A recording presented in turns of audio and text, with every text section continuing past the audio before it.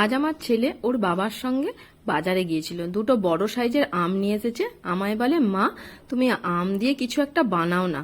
আমি বললাম, দাঁড়া, ফ্রিজে দেখছি দুধ আছে, দুধ আর আম দিয়ে তোকে আমি মিষ্টি দই বানিয়ে দিচ্ছি। আম দই, দেখ তো কেমন লাগে, খেয়ে দেখবি। আর কিভাবে করছি দেখ।